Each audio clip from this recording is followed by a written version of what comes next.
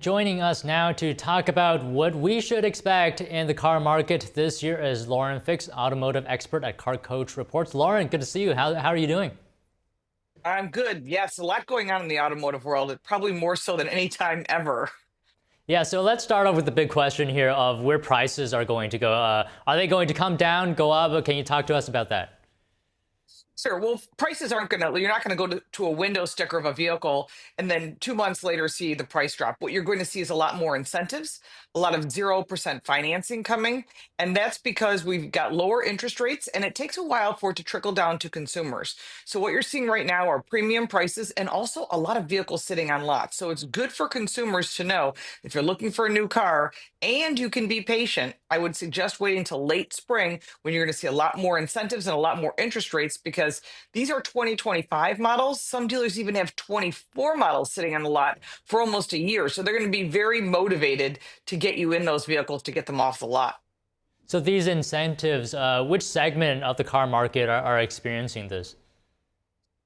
Number one is going to be the electric car market. They're not selling the way they are. The mandate has been removed by President Trump. He did that on day one. The $7,500 tax credit will go away.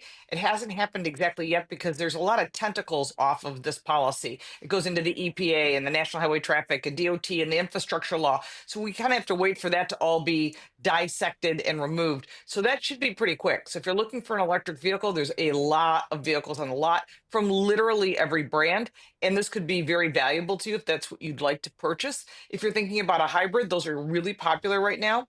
SUVs have gotten very expensive. A lot of the entry level vehicles, like that $20,000 sedan and SUV and crossover market. Well, the problem is there aren't any $20,000 cars right now. There's the entry levels around $25,000 to $30,000, which puts a lot of people out of the market. But with the cost of everything getting more expensive, including insurance, which will go up dramatically because of the fires in LA, be prepared. We've already had a 48% increase in pricing on insurance from last year. It's going to go up at least another 25% or more. So that has to be figured into your purchase. So keep that in mind before you go and buy the top expensive car and there's a deal. It may not be a deal for you personally.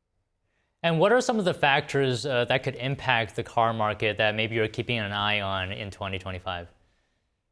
I'm watching a lot of things. First off, we've got some things left over from the infrastructure from 2021, that rule that passed, that law, and that includes kill switches. We'd like to see that be removed. Again, that's going to be once we get Lee Zeldin in office, as well as Sean Duffy. I wish they've all gone through their interviews. It's now a matter of voting, and they are slow walking it. The Democrats are absolutely taking their time getting this through. I guess that's their plan. But once we get all of the people in the cabinet in place, we're going to hopefully get that stripped out. Thomas Massey was pushing for that. We're also going to see other things like speed limiters and other safety features. We just noticed that today, National Highway Traffic Safety Administration is working on emergency braking intervention. And if you've ever experienced that, it's quite abrupt. So it's one of the things that needs to be sorted out, not from the manufacturers, but from a legal standpoint as far as the government. So we're going to be seeing that coming into play. And as far as brands, I know for a fact you're going to see a lot less electric vehicles. Almost every brand has backed off from the all electric mandate. And what about tariffs? That's a big topic right now. How is that going to influence the car market?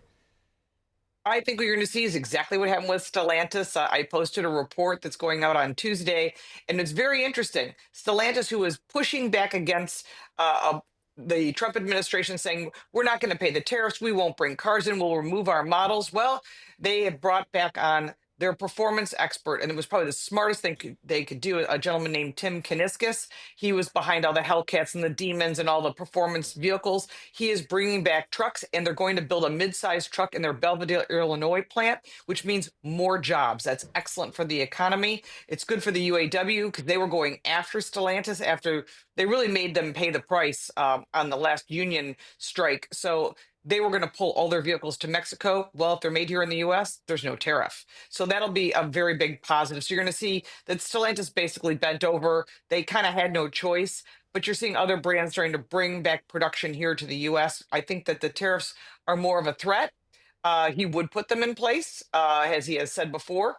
But I think that President Trump is doing this to get people to bring the jobs back here to the US, which is exactly what we'd like.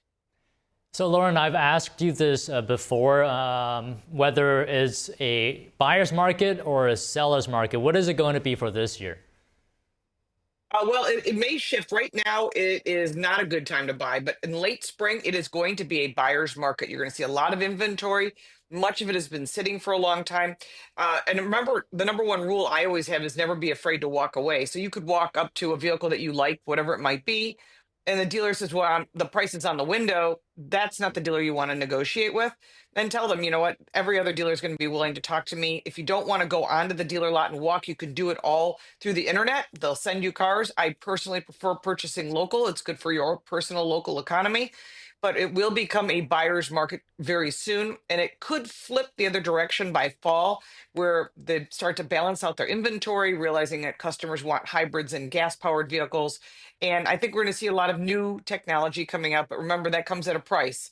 And all these safety features that have been added in by the government is what's making these vehicles just so unaffordable for people. And what about the used car market? Should you buy new or should you buy used? I like used cars personally. I personally prefer certified pre-owns. We call them CPOs, those are all the three-letter acronyms that we have. There is a shortage of used cars. 3 years ago, when we were in the middle of the chip shortage, I did say there's going to be a shortage of cars down the road because there was a shortage of vehicles 3 years prior. So as those vehicles are rolling off lease or people are deciding to trade them in, it's created a shortage in the market. A lot of people are keeping their vehicles because of the cost of a new car, the cost of the higher insurance with the new vehicle. And so the result of that has been a shortage of used cars. So there's a premium on them, although they're not exorbitantly overpriced like they were when we had the chip shortage.